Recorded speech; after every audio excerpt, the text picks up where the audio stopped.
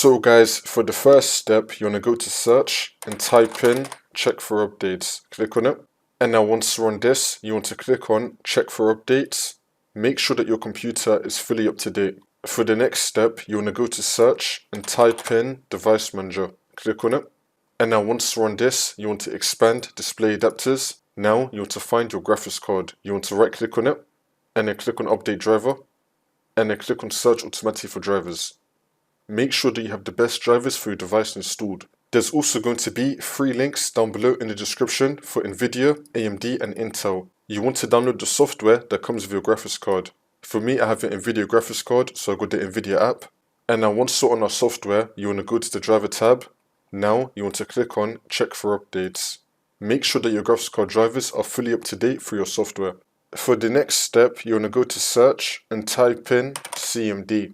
Now you want to run it as administrator and then click on yes. And now once you're on this, you want to type in sfc /scan now and then click on enter. And you now want to run the scan as well. Wait for this to load.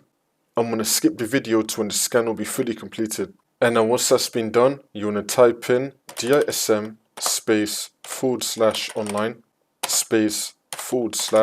/cleanup -image /restore health and then click on enter. And you now want to run this scan as well. Wait for this to load. And now once you complete both the scans, for the last step you want to restart your computer and this should now fix your problem.